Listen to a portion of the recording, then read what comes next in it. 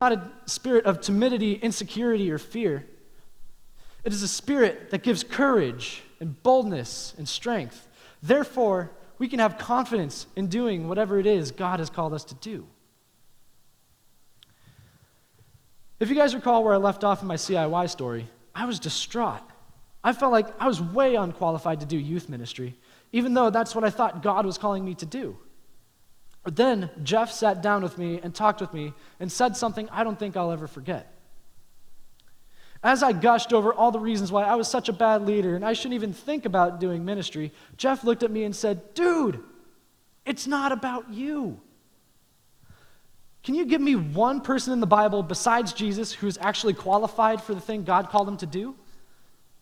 And so as I went through all of the Bible trivia that I knew, there was not a single one qualified to do what God called him to do. From Abraham, Isaac, Jacob, Gideon, David, Solomon, Peter, Paul, the list goes on. Not a single one was qualified on their own to take on the role God called them to do.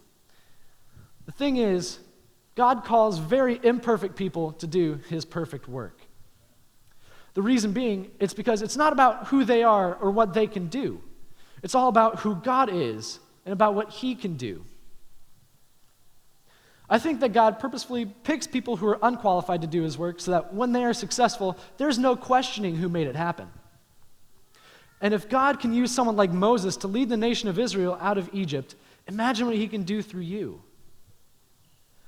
This particular passage of Exodus has been referred to by dudes much smarter than myself as a call narrative, where God has called someone to a particular task that he has in store for them. And each call narrative throughout the Bible has its unique elements, but there's a common thread that ties them all together. It's never about the talents or abilities of those who God has called, because it's rather all on the identity and the power of God. And today, God has called everyone on earth to two things. The first being that God has called people into his kingdom via the work Christ has accomplished on the cross and his resurrection. Everyone is called to be a part of God's kingdom. The other thing that we're called to do is work in his kingdom. We are called to salvation and to vocation. And by vocation, I don't mean that everyone in here should pursue careers in full-time ministry. But there are plenty of things that an athlete can offer to the kingdom of God. For example, if you notice a teammate who's just really struggling with life, you can be the one to go and introduce them to Jesus. As an athlete, you can use your platform to show the world how a godly man or woman plays the sport and how they treat those around them. There are things that a teacher can offer to the kingdom of God. You can educate those who have the urge to learn, and you can help mold and shape a more mature generation of believers. There are many things that a garbage man can offer to the kingdom of God. From everyday service with dealing with other people's trash to going abroad and serving people humbly over there, God can use anyone from any vocation to do work in his kingdom, because God has wired each and every one of us for service in his kingdom. If you don't really know what God's calling you to do, then crack open your Bible. That's the primary way we learn about who God is and what he wants each of us to do. When trying to discern what your specific calling is, think about what you're passionate about. What is the one thing you can't stop thinking about? What is the thing that breaks your heart? And what are you going to do about it? Once you have your answer, make sure that it's in line with what the Scripture teaches. And once you have that, go and talk to all of the godly men and women in your life who are trustworthy and wise and have your best interest at heart, and see if they can affirm that calling. That's at least what I did. That's what I did to see if I was truly called to ministry. I'm fairly confident that youth ministry is in line with the teaching of Scripture. And it breaks my heart knowing that there's a big part of the next generation who doesn't know what it feels like to be a part of a family or to know what unconditional love feels like. And after talking with all of the godly men and women in my life, I couldn't see myself doing anything except for youth ministry. That's my own unique experience, but I hope that some of it helps if you weren't sure how you could discern your own calling. Remember that today we have the Holy Spirit. And the Holy Spirit, in and of himself, gives us a subtle promise. The Holy Spirit is God in us. The great I am in you. I am in you. Therefore, we can have confidence in doing whatever it is God has called us to do. Not confidence in ourselves, but confidence in who God is. And if you're sitting here today and you're thinking that you're not smart enough, eloquent enough, strong enough, brave enough, or good enough to be a part of what God's calling you to do, join the club. Remember that it's not about you, because God is enough. It's not about who you are or what you can do. It's all about who God is and what He can do. Having doubts about yourself is a natural reaction to a calling. I think it's a good thing to really think about whether or not God is actually calling you to do that. But don't let that paralyze you and keep you from pursuing what God's called you to do. Now, if you're sitting here today and you think that you're too good for the thing that God has called you to do, or you think you're too talented or above whatever it is God is calling you to do, let me remind you that it's not about you. It's not about how good you are or how talented you are, because it's all about who God is and what He can do.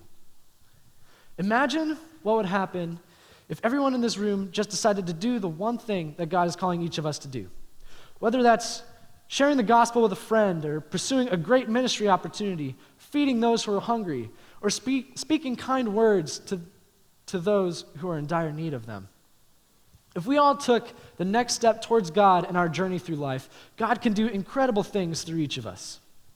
Now, if you're wondering how to change the world, just do whatever God has called you to do and watch Him work. Not everyone will have the chance to lead a great multitude of people or lead great revivals.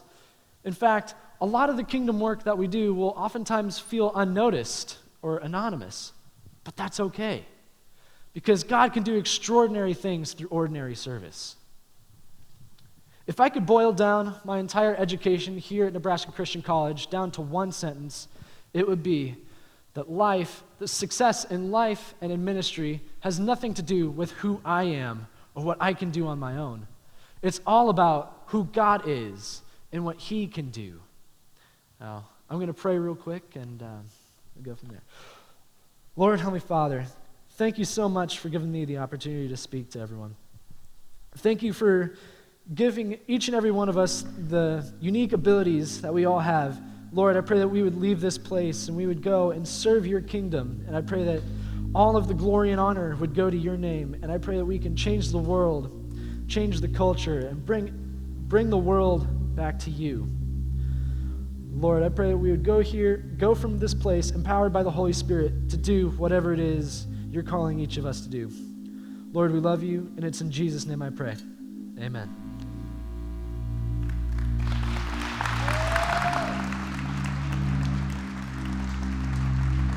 You all can stand. I want to challenge us this morning, and I want to challenge each of us to ask for more of God. Like he said, someone told him, it's not about you. I want you to ask for more of God. It's going to look different for all of us. But I want to pray over us. Lord, I pray you would set a burning for your truth, that you would set a burning and a longing in our hearts for your love, that you would set a burning in our hearts for more of your spirit, more awareness in our lives. We want to see you. We want to see your greatness and your glory and your honor and your splendor. Lord, let us be in surrender of who you are. Let us be in wonder of who you are. We want more of you. We want more of you. It's in your name we pray.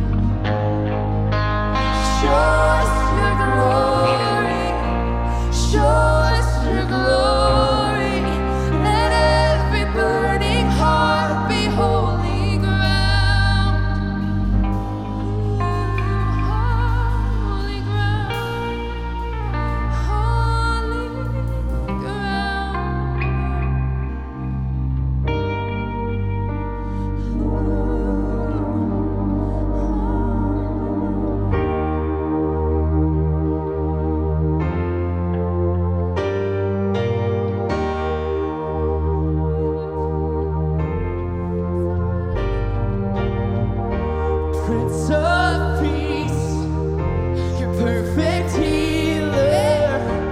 All my life, yeah, and all my cares on you, King of Kings, mighty Savior. All my life, and all my cares on you.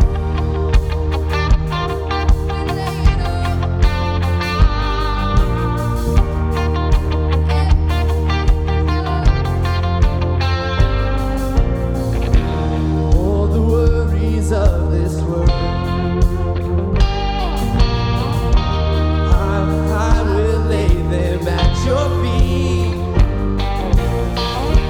Surrender every anxious thought for perfect peace, perfect peace. All the loved ones I hold dear, all my hopes and dreams and all my fears,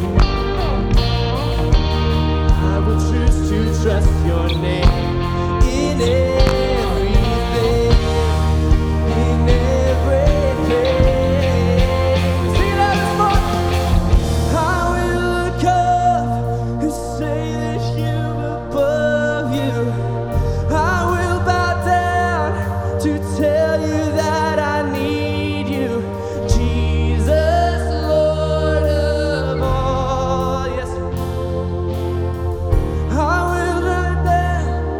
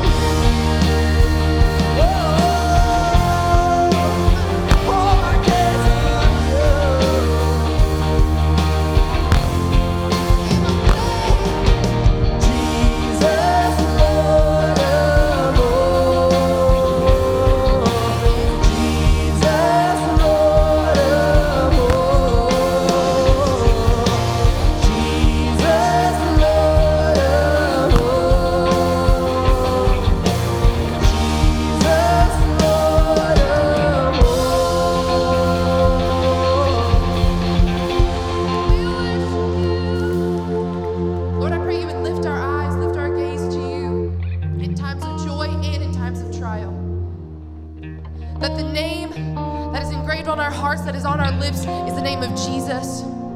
May we walk in your hope and in your truth and in your love more than anything, God. Bless these people. Show them your abundance for them in their lives. Amen.